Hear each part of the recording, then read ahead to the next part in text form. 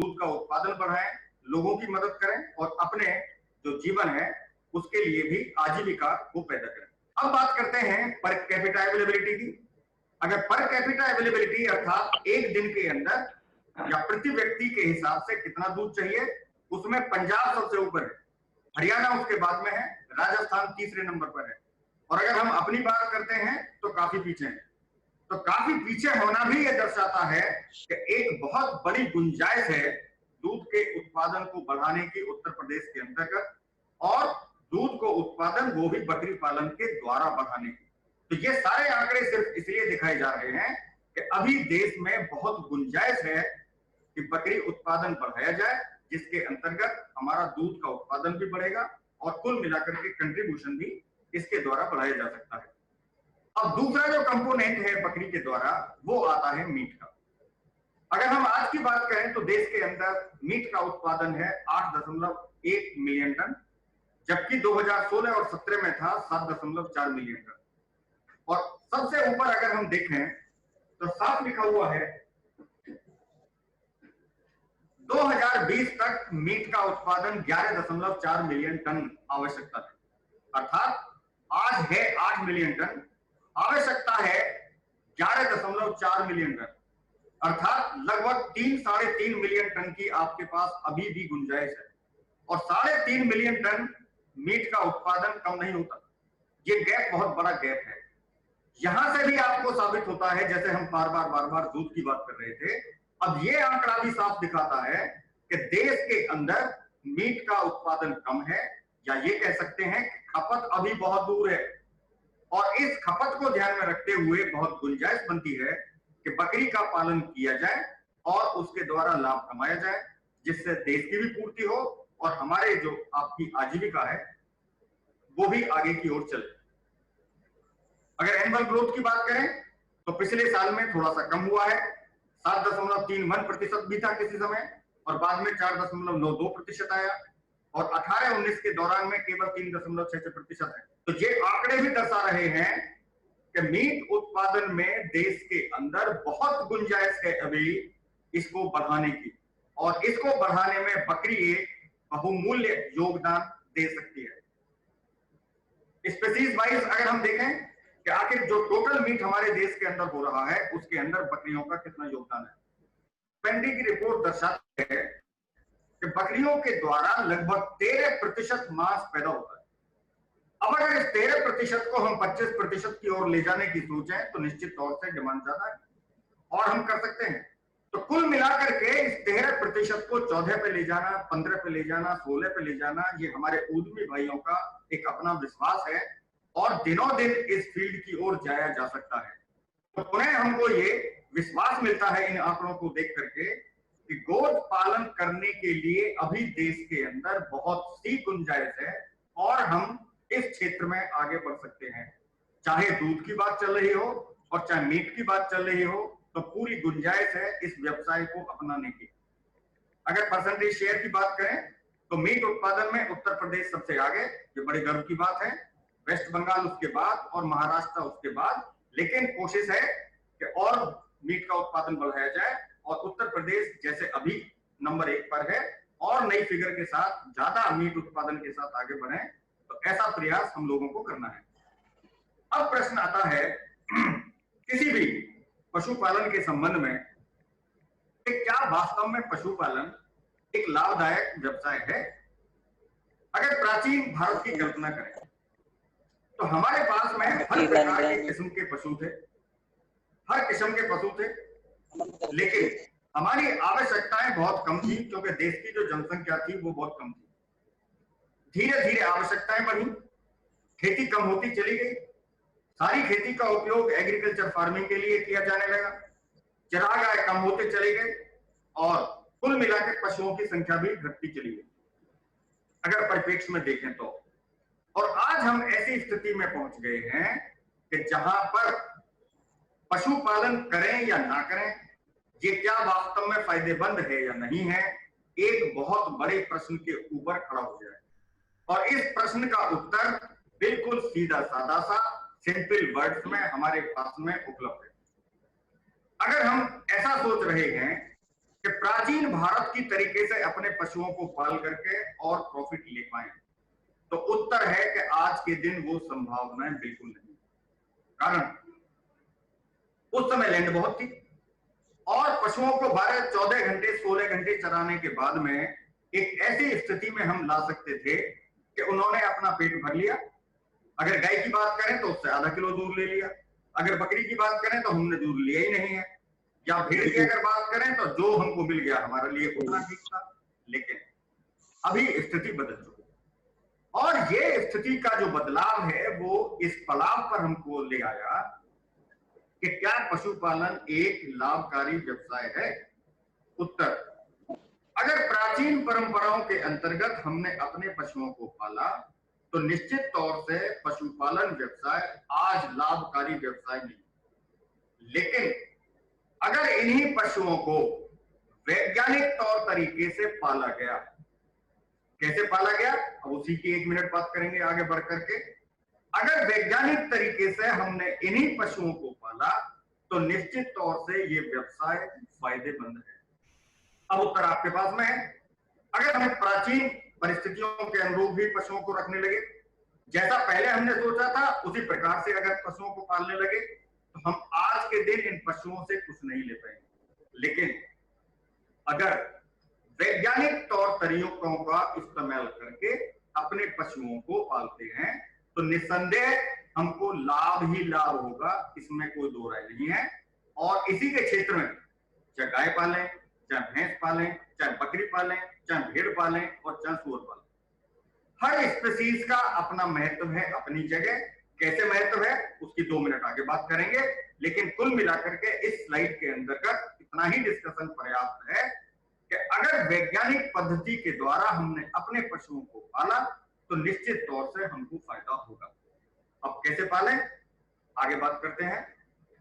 Proper housing, पशुओं को बहुत बढ़िया पाला दें ताकि किसी प्रकार का उनको डिस्कंफर्ट ना हो। उनके वेलफेयर की बात करें क्योंकि जैसा वेलफेयर हमको चाहिए ऐसा ही पशुओं को वेलफेयर चाहिए, अच्छी जगह उनको भी चाहिए।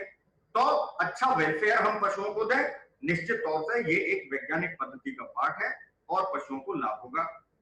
अच्छा चारा उपलब्ध कराएं अपने पशुओं को, समय से उपलब्ध कराएं, अच्छा चारा उपलब्ध कराएं तो निश्चित तरीके से हमको फायदा होगा और यही आज वैज्ञानिक प्रबंधन की मांग है। ऑप्टिमम मैनेजमेंट दें, अच्छा रख रखाव करें, किस समय दें, क्या दें। एक इशू है हमने मात्र चारा दे दिया, दूसरा इशू है चारा हमने कैसे दिया, कितने बार दिया, क्या हमने आवश्यकता आने पर चारा दिया या नहीं दिया। सिंपल सा एक उदाहरण है, हमने कहा कि साहब हमने 3 दिन के अंतर्गत पशु को 50 किलो चारा दे दिया, लेकिन अरे भाई 3 दिन में तुमने 50 किलो चारा तो दे दिया, अगर 50 किलो चारा आपने एक दिन डाल दिया और 3 दिन के लिए आप पशु को भूल गए तो वो कुशल प्रबंध थोड़ी है ना वैज्ञानिक प्रबंध। आपने तो कह दिया कि मैंने 50 किलो जो टोटल क्वांटिटी थी चारे की मैंने पशु को दे दी, लेकिन नहीं, उसको ताजी चारा और डेली उसकी रिक्वायरमेंट है तो डेली चारा दीजिए, ताजा चारा दीजिए ताकि उसको फायदा हो। तो कुल मिलाकर के ये आता है ऑप्टिमम पशु प्रबंधन में, या जो रिक्वायरमेंट है उसी प्रकार से हमको अपने पशुओं का प्रबंधन करना है।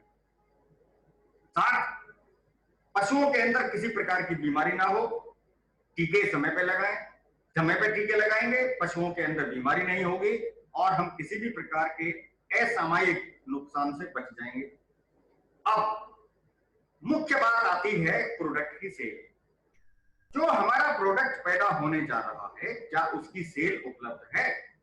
अगर इन 4-5 बातों का हमने गौर से ध्यान रख लिया तो निश्चित तौर से गोट पालन एक बहुत ही फायदेमंद व्यवसाय है। वो कौन कौन से थे? 1, अच्छा उनको आहार दिया, 2, अच्छा उनका गृह बनाया, 3, अच्छे प्रकार के हमने पशु रखे, 4, उस प्रकार से हमने मैनेजमेंट किया ताकि पशुओं को किसी प्रकार की कोई बीमार ना हो, और साथ में ये ध्यान रखा कि जो प्रोडक्ट हम पैदा करने जा रहे हैं उसका मार्केट के अंदर डिमांड है। उदाहरण के तौर पर अब हम आज उदाहरण दे रहे हैं बकरी पालन का। अब हमने बकरी पाल ली, हमको पता है कि बकरी पालन का जो मैक्सिमम यूटिलिटी है वो मांस के लिए पैदा करना है, या ये कहिएगा कि दूध निकालने के बाद में जब पशु अनुपयोगी होगा उसको मांस के लिए हमें बेचना है। लेकिन वो पर्टिकुलर एरिया जिसके अंदर आपने बकरी का पालन किया वो तो एक ऐसे ग्रुप का एरिया था कि जहां पर मांस खाते ही नहीं लोग, और ऐसे क्षेत्र में आपने बकरियों को पाल लिया तो निश्चित तौर से आपको तो नुकसान होना ही होना है। इसलिए आवश्यकता है कि मार्केट को जानें, ये देखें कि क्या मार्केट इस प्रकार की डिमांड रखता है, और अगर ये मार्केट नहीं रखता है तो भी कोई बात नहीं। क्या कुछ सप्लायर इस प्रोडक्ट को उठाने के लिए तैयार है? हो सकता है कि वहां मार्केट के अंदर इस प्रकार के जानवर की कोई कीमत ना हो, लेकिन वहां पर सप्लायर अवेलेबल होने चाहिए, कॉन्ट्रैक्टर अवेलेबल होने चाहिए जो आपकी बकरियों को सही दाम पर खरीदने के लिए सक्षम हो। अगर ऐसा है तो भी आपका बिजनेस पनपने में कोई देर नहीं रखेगा। इसका मतलब साफ है कि ये 3-4 बातों का अगर हमने ध्यान रख लिया तो बकरी पालन एक बहुत ही अच्छा लाभकारी व्यवसाय हो सकता है। अब देखिए, किसी भी व्यवसाय को करने के लिए बहुत बड़ा क्वेश्चन है। इसी प्रकार से जब गोट फार्मिंग की हम बात करते हैं तो ये भी बहुत बड़ा क्वेश्चन है, और क्वेश्चन देखिए, ये इसका उत्तर सिर्फ आपके पास है, ना मेरे पास है, ना किसी तीसरे आदमी के पास है, ना केवीके के सिंह साहब है, ना इनके पास है। इसलिए आदमी का सेल्फ आकलन करना इस प्रश्न का जवाब देने के लिए बहुत ही जरूरी है, क्योंकि यहां पर हर आदमी आता है कि साहब मैं भैंस का फार्म खोल लूं, दूसरा कहता है मैं सुअर का फार्म खोल लूं, तीसरा कहता है साहब मैं बकरी का फार्म खोल लूं। इन सब का जवाब मात्र एक है और इसी स्लाइड के अंदर है, और क्या है कि वो जवाब आपको ढूंढना है। कैसे ढूंढना है? क्योंकि ये सबसे बड़ा प्रश्न है। क्या प्रश्न है? गाय का फार्म खोलूं या भैंस का फार्म खोलूं या बकरी का फार्म खोलूं या सुअर का फार्म खोलूं? और सिर्फ इतना ही नहीं, अगर मैं गाय का फार्म खोलता हूं तो फिर उस गाय में कौन सी ब्रीड रखूं, या अगर गोट का रखता हूं तो उसके पास में मैं कौन सी रखूं, अर्थात कौन सी जातियों को पालूं। फिर दूसरा प्रश्न खड़ा हो जाता है, फिर तीसरा प्रश्न खड़ा हो जाता है कि किस स्तर की पालूं। क्या पूरा का पूरा इंटेंसिव सिस्टम को लगाऊं?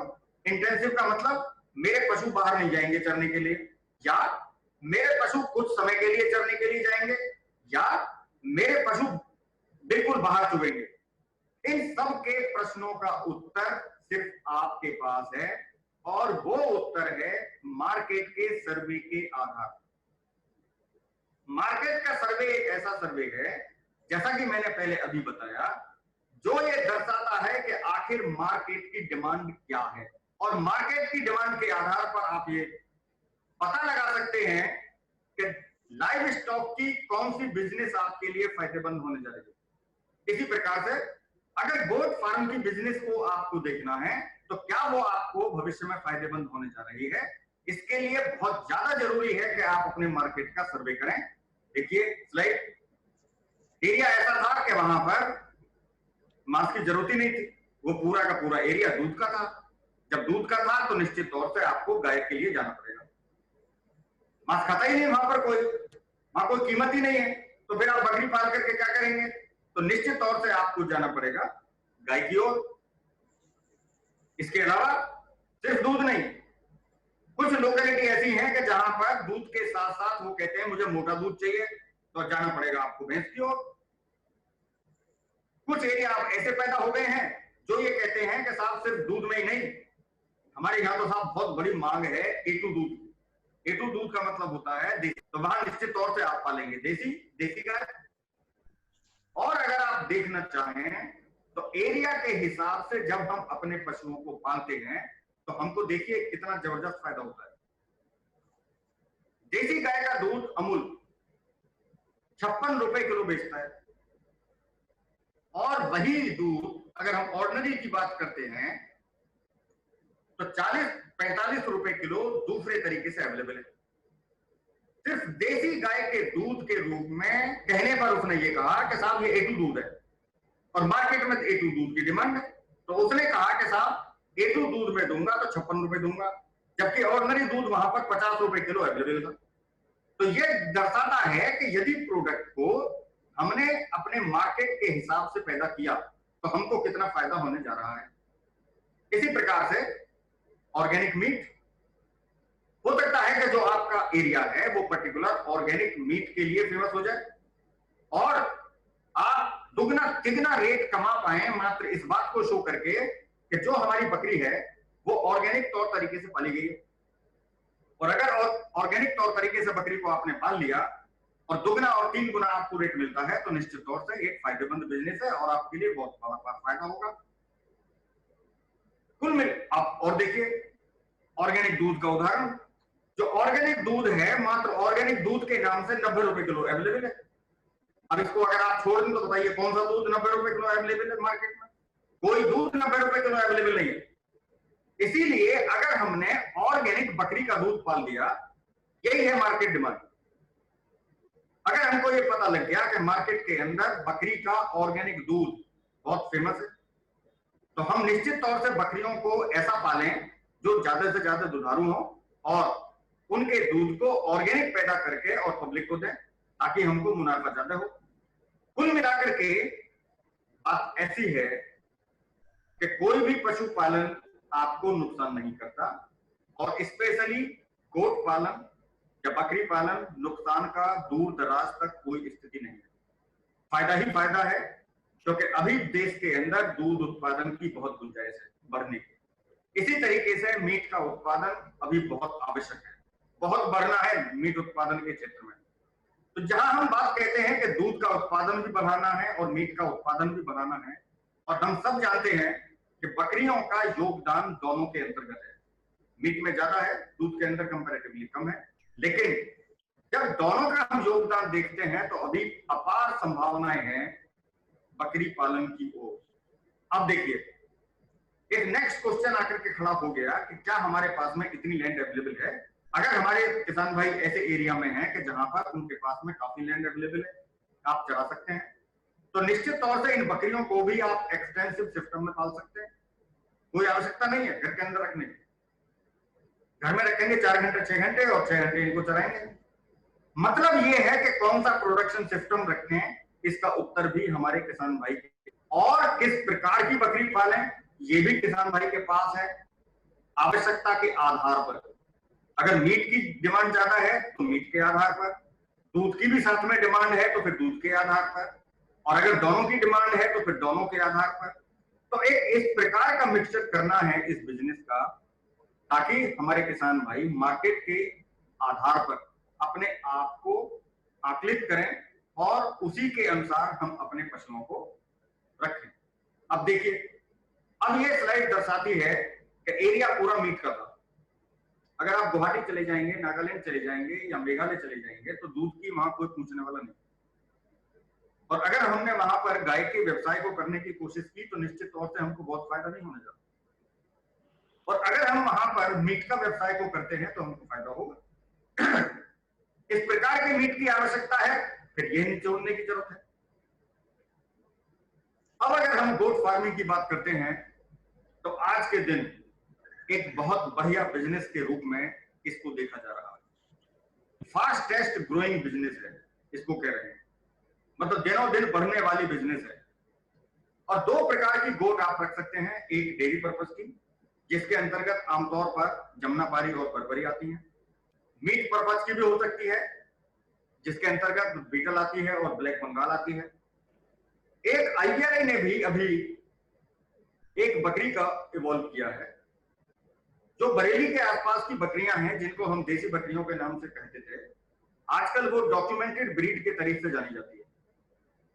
और इस बकरी का जो क्रेडिट है वो जाता है IRI को, और इन बकरियों को अब नाम दे दिया गया है रोहिलखंडी, और ये रजिस्टर्ड ब्रीड है अब गवर्नमेंट ऑफ इंडिया की। रजिस्ट्रेशन का काम NBAGR करता है, वो सारा पूरा हो गया और गवर्नमेंट ऑफ इंडिया ने इसको नोटिफाइड कर दिया। तो बरेली के आसपास की जितनी बकरियां हैं वो रोहिलखंडी हैं। इसका फार्म हमने IRI के अंदर भी एस्टेब्लिश किया हुआ है। मीडियम किस्म की एक बहुत बढ़िया ऑप्शन है बरेली के आसपास के क्षेत्रों के लिए, चाहे पीलीभीत की बात कर लो, बदायूं, या आप मुरादाबाद, रामपुर, इधर आप ये शाहजहांपुर, लखनऊ, इस पूरे एरिया के अंतर्गत अगर मिडिल टाइप की आपको बकरी चाहिए जिसके अंदर दूध की क्षमता भी हो और इसके अंदर मीट की भी क्षमता हो, तो ये एक बहुत बढ़िया ऑप्शन है जो आप इसके अंदर ये ले सकते हैं। ऑन एन एवरेज 1 किलो और 1.25 किलो तक दूध देती है, और 1.5 किलो भी कई बकरियां हैं जो अच्छी बकरी है, लेकिन मीट के लिए भी है 30 से 35 किलो तक के आसपास का इसका वजन जाता है और क्रेडिट इसका IBRI को जाता है क्योंकि इसी ने इसको रजिस्टर्ड कराया है और नाम दिया गया है इसको रॉयल कैटल।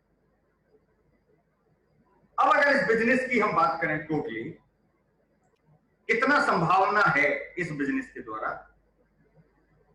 एक कल्पना करते हैं छोटे से फार्म की जिसके अंदर 5 मेल रखे गए हैं और 60 फीमेल रखी गई है और माना गया है कि लाइव वेट के अनुसार से हमने अपनी बकरी को 200 रुपए किलो के हिसाब से बेच दिया और प्रोजेक्ट का ड्यूरेशन 3 साल माना गया है। तो फिक्स्ड कॉस्ट जो मिनिमम इस फार्म को चलाने के लिए आवश्यकता होगी, अगर हम लैंड की कॉस्ट को निकाल दें जो आमतौर पर हमारे पास में होती है, तो वो लगभग 6 लाख रुपए के आसपास होगी, मतलब हाउसिंग बनाने के लिए और इंफ्रास्ट्रक्चर। और स्टार्टिंग में इनको खिलाने पिलाने के लिए जो आपका खर्चा आएगा वो आएगा लगभग 2 लाख रुपए। तो ऑल टुगेदर 6 लाख और 2 लाख लगभग 8 लाख रुपए का टोटल खर्चा है। और कॉस्ट बेनिफिट रेशो अगर हम देखें, इस टाइप की बिजनेस कम ही होती हैं, लेकिन ये आंकड़े दर्शाते हैं कि ये बिजनेस 1 रुपया लगा करके और 1.5 रुपया पैदा करने में सक्षम है। अर्थात 100 रुपए लगाइए आप और 150 रुपए ले जाइए। ऐसी संभावनाएं मात्र लाइव स्टॉक के अंतर्गत या एग्रीकल्चर के अंतर्गत ही होती है, क्योंकि दूसरी जो बिजनेस है वो भले ही वो लॉटरी वाली हो तो डिफरेंट हो, लेकिन इस प्रकार की बिजनेस आमतौर पर जो कॉमर्शियल बिजनेस है वो नहीं होती, क्योंकि यहां आप 1.5 गुना प्रॉफिट डायरेक्टली लगा सकते हैं। 1 रुपया लगाएं और 52 पैसे ले लीजिएगा। तो ये एक ऐसी बिजनेस है जिसकी अपार संभावनाएं हैं, नंबर 1, और हम इतना पैसा इससे कमा सकते हैं कि हम अपनी आजीविका को आराम से चला सकते हैं। तो कुल मिलाकर के पूरी गुंजाइश है अभी देश के अंदर कि इस प्रकार की बिजनेस को पनपावें और गोट फार्मिंग को आगे बढ़ाएं। बहुत बहुत धन्यवाद, आपने समय दिया मुझको सुनने का। अगर किसी भाई का कोई प्रश्न है, टेक्निकल प्रश्न कोई नहीं पूछेंगे क्योंकि हर टेक्निकल एस्पेक्ट के अलग अलग एक्सपर्ट आएंगे, वो आपका समय लेंगे, जबरदस्त पढ़ाएंगे आपको, तो वो कोई इसलिए इशू नहीं है। इसका तो इंट्रोडक्शन पार्ट था, तो सिर्फ आपको जागरूक करना था कि बिजनेस फायदेमंद है, देश की जरूरत है, आपकी जरूरत है, तो अवश्य बढ़ें और अवश्य करें। धन्यवाद। शुक्रिया सर, थैंक यू। कोई प्रश्न हो तो पूछे, नहीं तो कोई बात नहीं।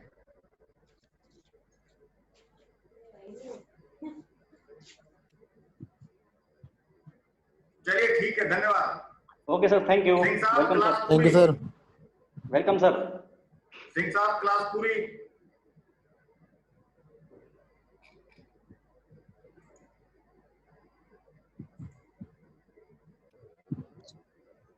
Thank you sir. Vani ji sir, thank you. Thank you, disconnect कर दीजिए। Okay sir, thank you, disconnect कर दीजिए।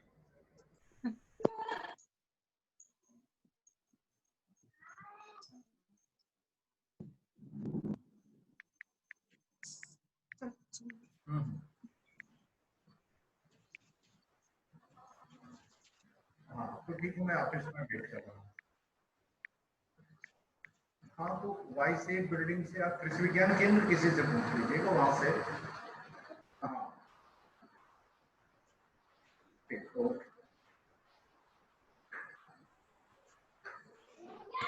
हाँ हेलो।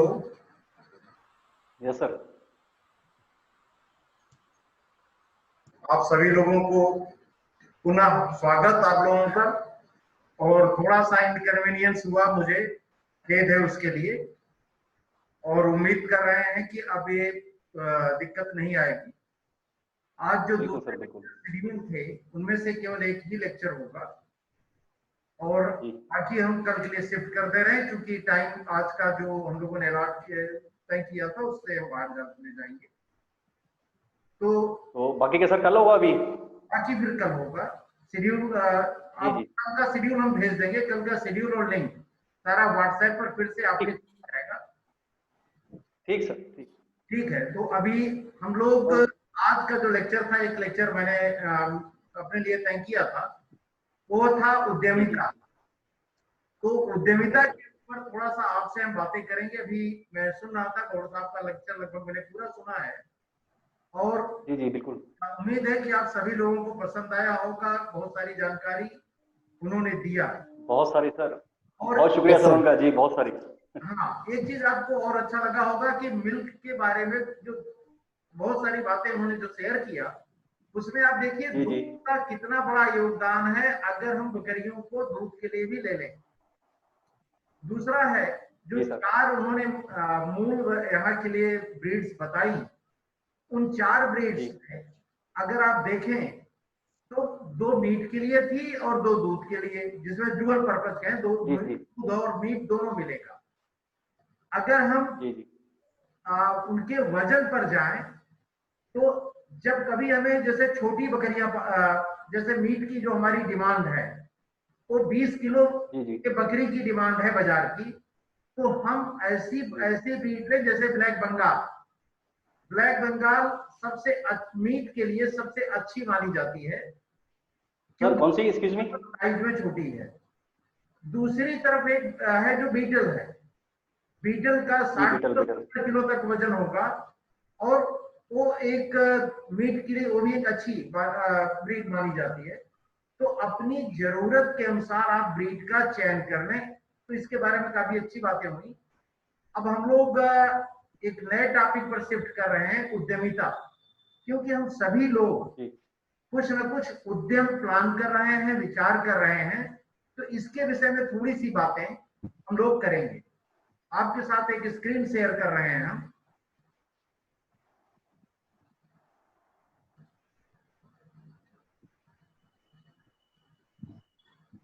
हेलो। हाँ, एक मिनट।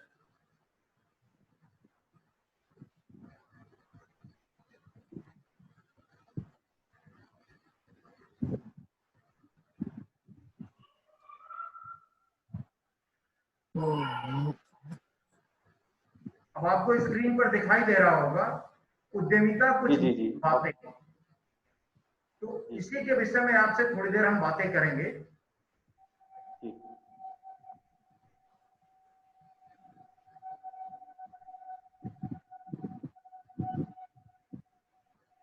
आप देखें, सबसे पहले एक हमने एक पिक्चर रखा है।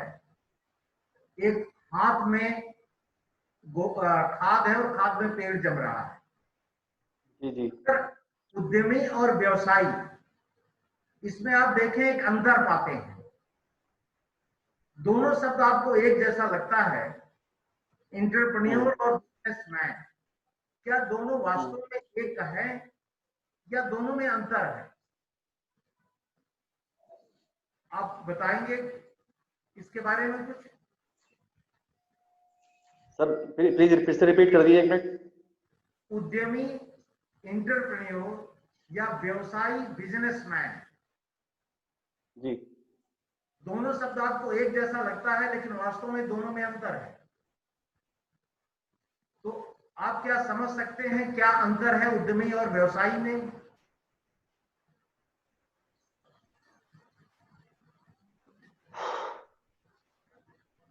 उद्यमी और व्यवसायी में अंतर, कोई भी आप लोगों में से शेयर करें अपनी बात।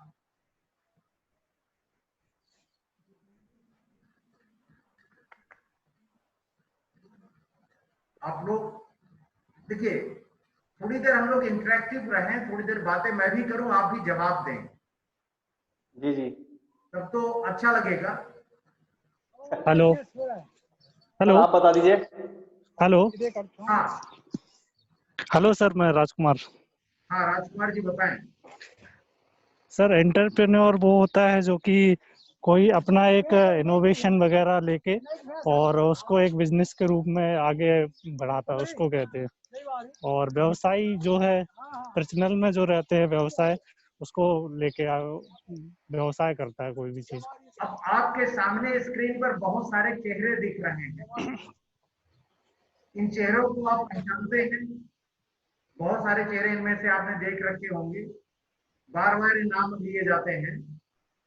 ये सारे वो लोग हैं जिन्होंने अपनी पीढ़ी में उद्यम स्थापित किया और एक सफल व्यवसाय के रूप में बाद में स्थापित हुए। तो हम सभी अगर देखें कहीं ना कहीं से, तो कोई ना कोई उद्यम करना चाहते हैं, लेकिन परिस्थितिवश किन्हीं न किन्हीं कारणों से उनसे हम जुड़ नहीं पाते हैं, कनेक्ट नहीं हो पाते हैं, और एक हमारे अंदर एक डर बना रहता है। तो आज उन्हीं विषयों पर हम बात करेंगे कि सफल व्यवसायी, सफल उद्यमी कैसे हो सकते हैं और क्या चीजें हैं जिनको हम करके एक बेहतर व्यवसाय स्थापित कर सकते हैं। तो सबसे पहले अगर देखें तो हम उद्यमी को परिभाषित अगर करते हैं या उद्यमी के इंटरप्रेन्योर के अलग अलग माने देखते हैं, तो entrepreneur, enterprising, schedulers, industrious, laborious, industrious, stakeholder, businessman, business person, profession, boss, business owner, risk taker, who starts business, resourceful guy, बहुत सारे नाम आते हैं जो लगभग एक जैसे मीनिंग जिनकी होती है। और हिंदी में अगर हम देखें तो उद्यमी, उद्यमकर्ता, जोखिम उठाने वाला, नवसाहसी, व्यवसायी, धंधे वाला, ये सारे शब्द एक ही तरह के आपको देखने में लगते हैं। लेकिन उद्यमी का सबसे अगर हम अर्थ में देखें तो ये शब्द उत्पन्न हुआ है, एक फ्रेंच शब्द है इंटरप्रेडे। इंटरप्रेडे इसका मतलब है जिसके अंदर कुछ करने के लिए साहस हो, वो व्यक्ति इंटरप्रेडे कहा जाता है फ्रेंच में। और बाद में एक कन्वर्ट हुआ उद्यमी इंटरप्रेन्योर के रूप में, और 16वीं शताब्दी से इस्तेमाल किया जाने लगा इंटरप्रेडे के रूप, इंटरप्रेन्योर के रूप में। अब उद्यमी कौन है, अगर इस बात को डिफाइन करना हो तो एक सबसे छोटी और आसान सी परिभाषा दी जा सकती है कि उद्यमी एक ऐसा व्यक्ति है जो लाभ के लिए जोखिम को देखते हुए एक व्यवसाय का आयोजन और प्रबंधन करता है। कोई भी व्यक्ति, उम्र की कोई सीमा नहीं है, व्यवसाय करने के लिए कोई सीमा नहीं है। अगर आप देखें, एक मिनट, हेलो हेलो,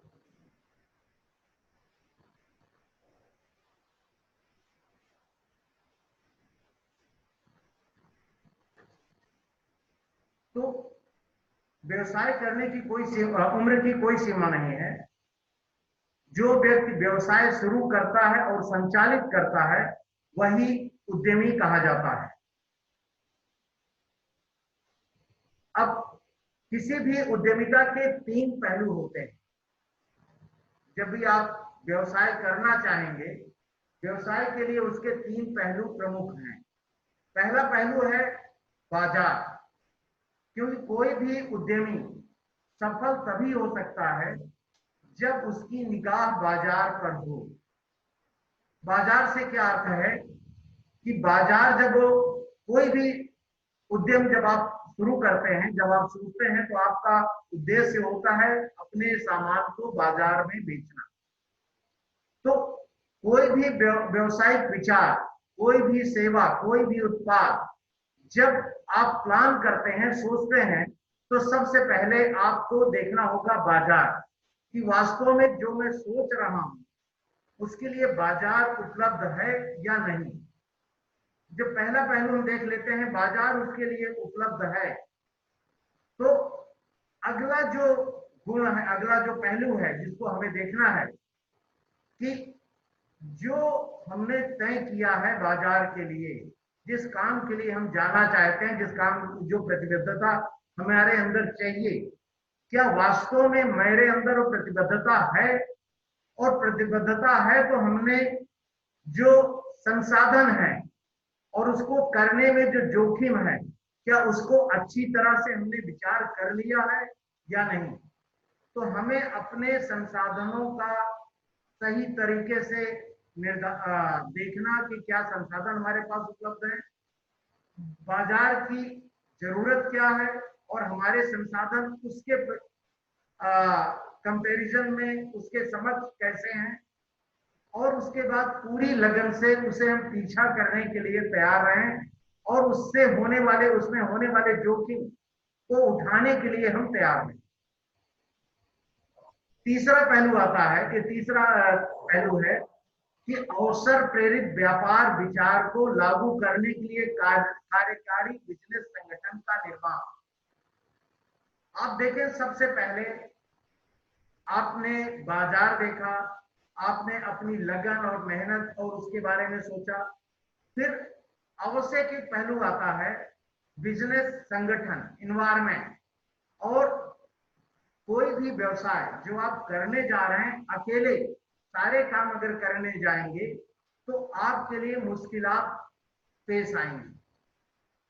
अगर हम चीजों को ऑर्गेनाइज कर लें इस तरीके से कि हम अपने व्यवसाय को, उसमें बहुत सारे जो पहलू हैं सबको जोड़ करके, दूसरे और लोगों को जोड़ करके अगर हम उसी कार्य को करना चाहें तो कार्य को बेहतर तरीके से कर पाएंगे। इसलिए एक संगठन जैसा, जरूरी नहीं है कि 100 आदमी हो, 200 आदमी हो, 2 आदमी भी हो, लेकिन एक समझबूझ के साथ एक हम तय कर लें कार्यशैली कि कौन सा कार्य कौन करेगा, और उसको संगठन के रूप में उसको चलाने के लिए जो जिम्मेदारियां हैं वो निर्धारित कर ली जाए और उसके बाद उसके अनुसार उसे किया जाए, तो व्यवसाय में सफल होने की पूरी संभावनाएं होती हैं। अब अगर हम देखें कि एक व्यवसायी में क्या गुण होना चाहिए, तो मुख्य रूप से देखें तो जो पहला गुण है व्यवसायी के रूप में वो है लगन। सबसे महत्वपूर्ण विशेषता है, क्योंकि जब आप कोई भी उद्यम शुरू करते हैं बिल्कुल से नई सोच होती है, नया व्यवसाय होता है, आपके पास हो सकता है पूंजी की भी कमी हो, और चूंकि नया व्यवसाय करने जा रहे हैं तो उसमें दूसरे का भी अनुभव नहीं होता है। आपको अगर हम अभी बकरी पालन में ही बात करेंगे तो देखेंगे बकरी पालन में भी जब हम रचनात्मकता और नई सोच के साथ करते हैं तो बहुत सारे पहलू, अभी आप केवल एक पहलू देख रहे हैं कि मीट बेचना है या मिल्क बेचना है, लेकिन इसमें आप दूसरे और सारे पहलू भी जोड़ सकते हैं कि अगर दूध बेचना है तो दूध को हम कैसे बेचें, या मीट को बेचना है तो मीट को हम कैसे बेचें। वहां आपका इनोवेटिवनेस आपको इंटरप्राइज के रूप में बहुत आगे ले जा सकता है। तो इसलिए सबसे पहले जो कैरेक्टरिस्टिक या विशेषता चाहिए आपके भीतर, देखिए कोई आदमी हमेशा, या जैसे कहें पेट से, जन्म से व्यवसायी नहीं होता है, आकर के इन्वायरमेंट में सीखता है और उन्हीं से उनको जब जो अपनी सीख होती है उसको लागू करता है तो एक व्यवसायी के रूप में वह स्थापित होता है। तो जब भी हम नया व्यवसाय शुरू करना चाहते हैं अच्छी तरह से सोच लें और उसके बाद एक तय कर लें कि हम जो करने चल रहे हैं इसमें पूरी लगन से, निष्ठा से करेंगे।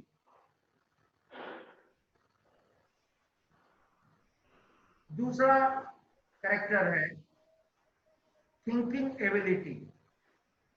आपकी सोच मौलिक होनी चाहिए। व्यवसाय में सबसे आवश्यक है, व्यवसाय में सफल होने के लिए, कि जो व्यवसाय आप करने जा रहे हैं उसमें आपकी जो सोच है वो दूसरों से अलग हो, इनोवेटिव हो। पैसा वही कमा पाता है व्यवसाय में, बेहतर पैसा जो इनोवेटिव सोच के साथ कार्य शुरू करता है। जैसे अभी उदाहरण के लिए हम आपके साथ बात कर रहे हैं बकरी पालन की। बकरी पालन में एक इनोवेटिवनेस आप ले आ सकते हैं। ब्लैक बंगाल गोट जो छोटी होती है, इसको मुसल्लम या पूरे के पूरे बकरी को ही रोस्ट करके, जैसे चिकन को दिया जाता है, तंदूरी चिकन दिया जाता है, इसी तरीके से पूरे के पूरे गोट को रोस्ट करके सर्व किया जा सकता है। और इसको कई जगहों पर पूरे के पूरे बकरी को सर्व किया जाता है रोस्ट करके। और पूरी बड़ी मैंने देखा है 60-70 किलो की बकरियों को रोस्ट करके पूरी समूची बकरी अंदर मसाला भर करके सर्व करते हुए। तो यहाँ भी आपके लिए अपॉर्चुनिटी है। इसी तरह से कोई और चीज अगर आप गोट में ही सोच लेते हैं कि और आप क्या काम कर सकते हैं, तो लेकिन आपकी सोच दूसरे से अलग होगी, बाजार में तभी आपको स्पेस मिलेगा। अन्यथा अगर आपका बाकी लोगों जैसा ही है तो रिस्पांस आपको बाकी लोगों के जैसा ही मिलेगा। लेकिन जब आपकी सोच अलग होती है, मौलिक सोच होती है, तो उस सोच को उस नए व्यवसाय में बदलने में आप आगे चल करके एक बेहतर सफलता हासिल कर सकते हैं। अगली जो खूबी है वो है मानवीय संबंध। क्योंकि कोई भी व्यवसाय आप जो भी करने जा रहे हैं, आपके दूसरे के साथ संबंध होने हैं। वो चाहे ग्राहक के साथ संबंध हो, या आपके जो कर्मचारी हैं उनके साथ संबंध हो, या जो जहां से आपको मटेरियल सप्लाई मिल रहा है, इनपुट। अगर आप बकरी पालन की बात करते हैं तो बहुत सारे इनपुट की जरूरत होगी। तो उन सारे इनपुट को देने के लिए जो सप्लायर है उसके साथ संबंध। तो व्यक्तिगत रूप से आपके व्यक्तित्व में वो गुण होना चाहिए कि आप सभी के साथ एक बेहतर सामंजस्य, बेहतर संबंध बना करके रख सकें। अगला जो गुण है व्यवसायी के रूप में वो है संचार कौशल, कम्युनिकेशन स्किल। आप अपनी बात को दूसरों को कैसे समझा सकते हैं और दूसरों की बातों को कैसे बेहतर समझ सकते हैं, यह है कम्युनिकेशन स्किल, संचार कौशल।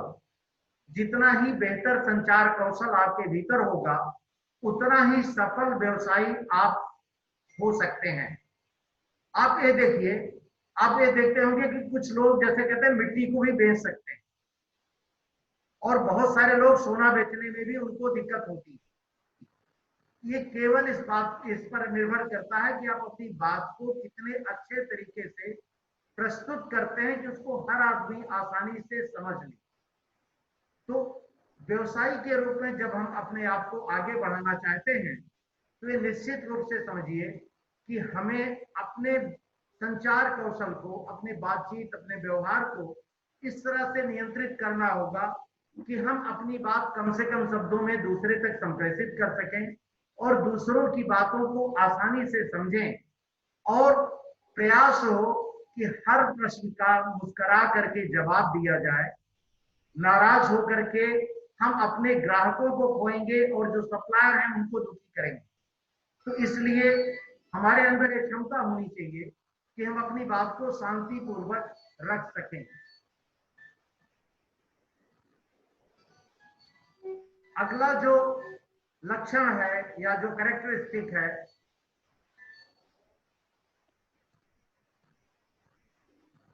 वो है तकनीकी योग्यता।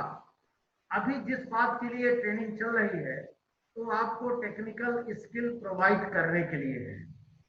तो जो व्यवसाय आप करने जा रहे हैं, उस व्यवसाय को करने के पहले आप पूरी तरह से उस व्यवसाय को आप समझते हैं, क्योंकि हर जगह आपके इनपुट की जरूरत, हर जगह आपके सोच, आपकी समझ की जरूरत होगी, जिसके अनुसार आप निर्णय ले सकें कि कब कहां हमें कौन सा निर्णय लेना है।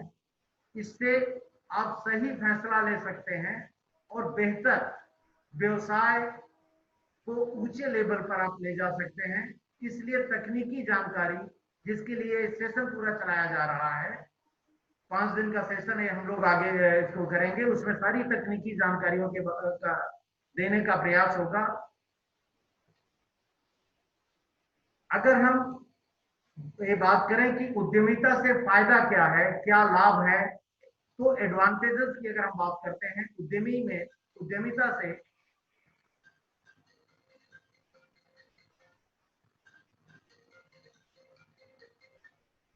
हेलो, आप भीतर आ जाए।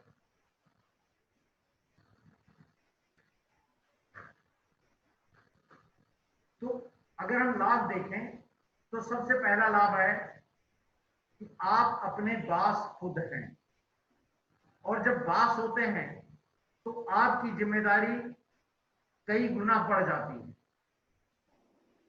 आप एक तरफ सारे लाभ का अगर आनंद लेते हैं अपने प्रयासों का, तो उसी दूसरी तरफ आपको एक अपने व्यवसाय पर एक गर्व होता है कि आप एक इस्टेब्लिश कर रहे हैं एक ऐसा सिस्टम,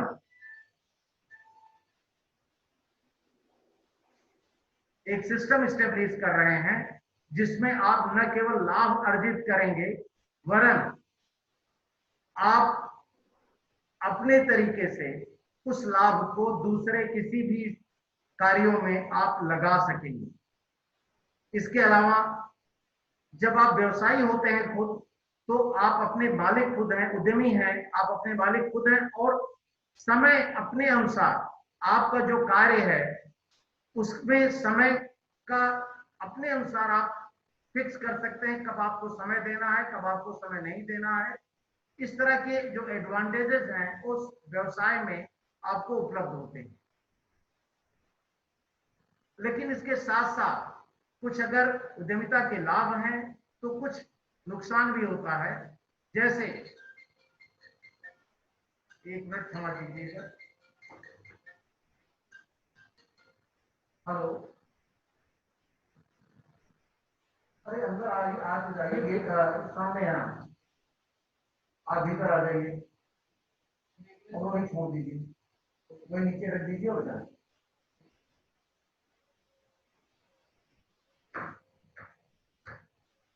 हाँ, आपको समय देने की जरूरत होती है, क्योंकि आप उद्यम नया स्थापित कर रहे हैं, तो आपको ज्यादा से ज्यादा समय देना पड़ता है, और कई बार आपको अपने लिए समय नहीं बचता है या परिवार के लिए समय नहीं बचता है, क्योंकि ज्यादातर समय आपका उद्यम आपसे ले लेता है। इसको शुरू करने के लिए आपको एक पर्याप्त धन की आवश्यकता होती है। साथ साथ समय समय पर जो सरकार के नियम आते हैं, जैसे अगर आज हम गोट पालन की, बकरी पालन की बात करें, तो बकरी पालन में अभी सरकार की जो योजनाएं हैं, अगर आपको उनकी जानकारी है तो आप बेहतर लाभ उन योजनाओं का ले पाएंगे। जैसे अभी 25% तक लागत मूल्य का आपको सब्सिडी मिलनी है। अगर आप 1 लाख रुपए लगा रहे हैं तो 1 लाख रुपए में 25,000 रुपए की सब्सिडी, बैक इंडेड सब्सिडी उपलब्ध है गोट पालन में, बकरी पालन में। तो अगर आपको इस नियम की जानकारी है तो आप इस लाभ को बेहतर ले सकते हैं।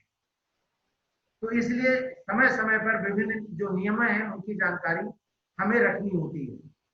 फिर आप देखें, कई बार आपको काम करने के लिए, काम अपने व्यवसाय को सफल चलाए रखने के लिए कठोर निर्णय लेने होते हैं। जैसे किसी आदमी को रखना है या किसी को काम से निकाल देना है, इस तरह के निर्णय लेने होते हैं।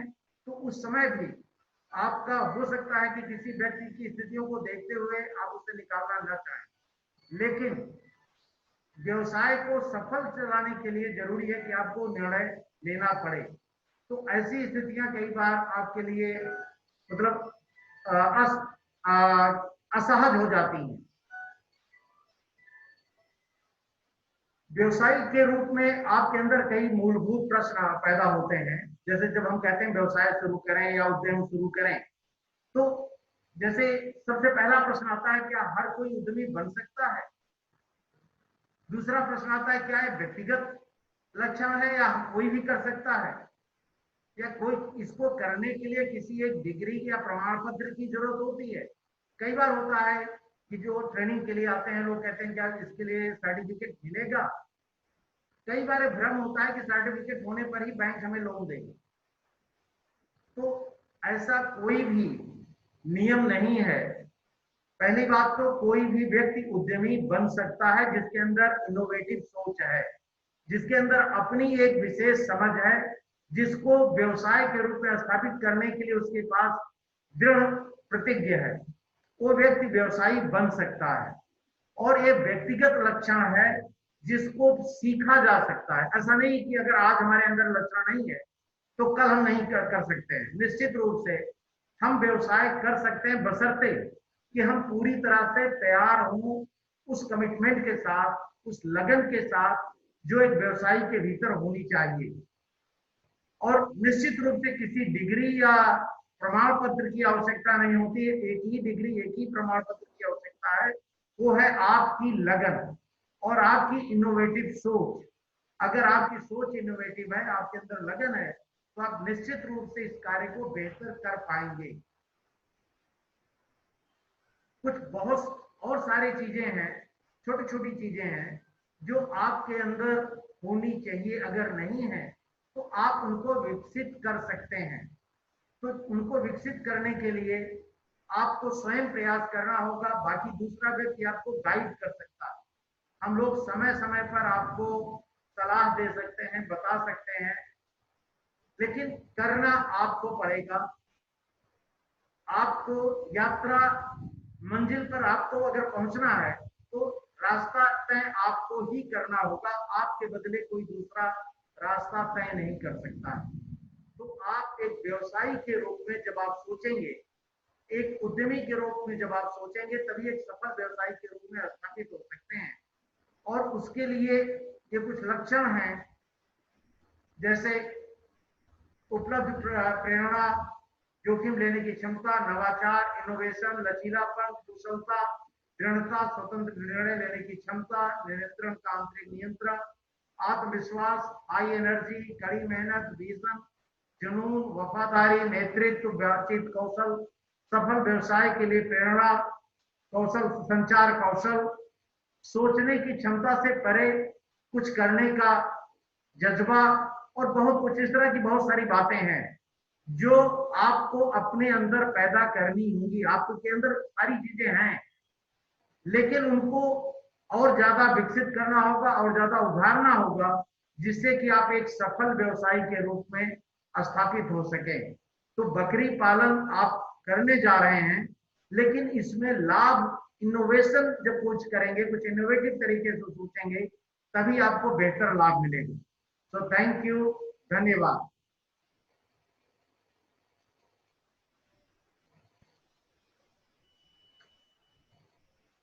तो मित्रों, ये आज के लेक्चर था। आज के कल से हम लोग कोशिश करेंगे इसी जूम प्लेटफॉर्म पर फिर से जोड़ने के लिए, और समय वही होगा, 10:45 से शुरू हो जाएगा और 1:15 तक, 1:20 तक हम लोग कार्यक्रम करेंगे। इसके बाद आपके जो भी प्रश्न हैं, आप अपने प्रश्नों को रख सकते हैं, पूछ सकते हैं। और अभी आप जो भी लोग जुड़े हुए हैं, जो भी प्रश्न पूछना चाहें, जो भी बात कहना चाहें, आपका स्वागत है। अगर कोई प्रश्न नहीं है तो हम लोग इसको आज वाइंड अप कर देंगे, कल फिर मिलेंगे। तो अगर आपके प्रश्न हैं तो आप बताएं।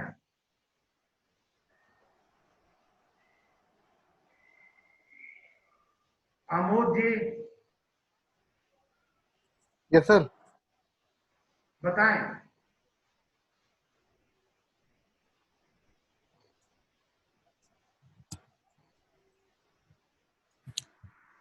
सर अभी तो कोई ऐसा प्रश्न नहीं है, अभी जो आपने बताया सबको समझ में अच्छे से आ गया जी।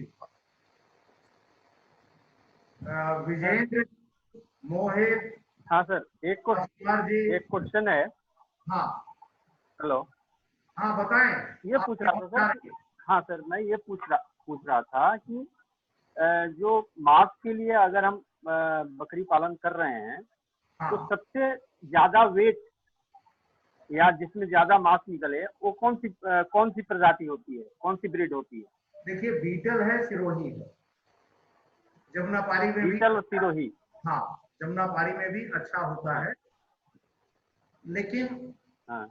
आप एक चीज ये तय कर लें कि बाजार की आवश्यकता किस वजन का है। हेलो,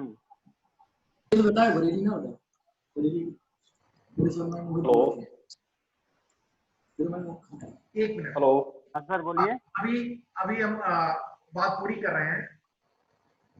जब हाँ बोलिए।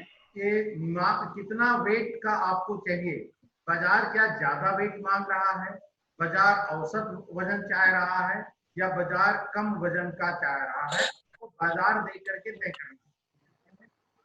अब अगर आप उदाहरण के लिए बात करते हैं कि बकरीद के समय लोग जब इसको हलाल करते हैं और अपने परिवार में, रिश्तेदारों में और कई उसमें देना चाहते हैं, तो उस समय सोचते हैं कि बड़ी बकरी हो, बड़ा बड़ा बकरा हो जिसमें पर्याप्त मीट निकल आए और उसको करके वो लोगों के बीच में तकसीम कर सकें। तो मैं आपको बड़ा बकरा चाहिए। कई बार होता है कि हम छोटी सी एक गैदरिंग कर रहे हैं और हमें अपनी गैदरिंग के लिए हम ले आकर के अपने 20 किलो या 10 किलो का मीट का हमें चाहिए, तो हम बाजार जाते हैं और सोचते हैं कि एक छोटा सा बकरा अपने गैदरिंग के लिए ले लें और वो कर लें। और तीसरा तरीका होता है जो बाजार में मीट फुटकर बेचते हैं उनके लिए। और अच्छा, आप स्वयं अगर मीट फुटकर में बेचना चाहते हैं तो आपको उसके अनुसार तय करना पड़ेगा कि आपके मीट की डिमांड किस तरह से है। तो निर्भर करता है आप बाजार किस वजन का तय लेंगे ये या कौन सी ब्रीड लेंगे। और बेहतर ये होता है कि 2-3 ब्रीड आप अलग अलग मीट रेंज, अलग अलग वेट रेंज का अपने पास रखें। जी हाँ बताएं। मेरा वो है एक्सपोर्ट करने का। आपको एक्सपोर्ट करना है तब आपको निश्चित रूप से मीट के रूप में ही जाना होगा। हाँ। और क्योंकि आप लाइव तो एक्सपोर्ट करेंगे नहीं, आप मीट का ही एक्सपोर्ट करेंगे। हाँ, हाँ। और उस समय हाँ, हाँ। आपके लिए देखिए, जिस कंट्री को आप एक्सपोर्ट करना चाह रहे हैं उस कंट्री की एक विशेष मांग होती है और उस कंट्री की मांग को देखिए कि वो किस तरह के मीट को वो प्रेफर करते हैं। जब आप उनके आईओ इस पर जाते हैं, एक्सप्रेशन ऑफ इंटरेस्ट की जब कंडीशन देखते हैं तो वो जब मांगते हैं तो उनकी सर्टेन कंडीशन होती है कि थिकनेस इतनी होनी चाहिए, फाइबर इसमें इतना होना चाहिए। तो उस सारी कंडीशंस को देख करके तब आप ब्रीड का चयन करेंगे। जी ठीक है सर, देखते हैं आगे। सर एक मिनट, मेरा क्वेश्चन था सर। हाँ बताएं। हेलो। हाँ बताएं। सर कितने बच्चों से स्टार्टअप कर सकते हैं हम इसमें, फॉर्म के अंदर, गोट फॉर्म में? देखिए, आपका उद्देश्य कितना मीट पैदा करना है पहले वो तय करें कि आप जी महीने में 100 किलो बेचना चाहते हैं, महीने में 1000 किलो बेचना चाहते हैं, महीने में या साल भर में कितना बेचना चाहते हैं। एक आप स्केल आपको तय करना है। आप जिस बाजार में बेचने जा रहे हैं उस बाजार की जरूरत कितनी है, कितना आप कंफर्टेबली बेच सकते हैं, पहले तो वो तय कर लीजिए। साल भर सर स्पेस की रिक्वायरमेंट भी होगी ना? हम आपको उसको कैलकुलेट उल्टा करें, इधर से कितने बच्चे चाहिए पहले ना सोचें, पहले ये सोचे बाजार को कितना चाहिए, हम कितना बाजार में बेच सकते। मान लीजिए मार्केट वैल्यू निकालना है। बाजार की जरूरत 100 की है जी। और एक बकरी साल भर में 1.5 बार बच्चा देती है। लगभग एक साइकिल पूरा होने में उसको 8 से 8 महीने करीब लगते हैं। तो एक बकरी से 1.5 बार आपको मिल सकता है। एक बकरी औसत रूप से अगर हम ब्रीड के वो लेकर के चलें तो जमुनापारी में एक ही मिलता है और बरबरी में 2 मिलते हैं, ट्विनिंग। तो जो ब्रीड हम ले रहे हैं उसमें ट्विनिंग की संभावना कितनी है? तो मान लीजिए हम बरबरी ले रहे हैं, बरबरी में सिर्फ 80% ट्विनिंग होती है, 2 बच्चे होते हैं, कई बार 3 बच्चे भी होते हैं। तो उस कंडीशन में इसका मतलब है कि साल भर में हमें 4 बच्चे मिल जाएंगे। अगर हम 1.5 का एवरेज रखते हैं तो 3 बच्चे मिल जाएंगे। अगर हमें साल भर में 100 बच्चे बेचने हैं तो इसका मतलब है कि हमारे पास 33 माताएं होनी चाहिए, तभी हम 100 बच्चे साल भर में पाएंगे। तो हमें कैलकुलेशन जितना हमें मार्केट में देना है उसको हम पहले तय कर लें, फिर हम पीछे कैलकुलेट करें।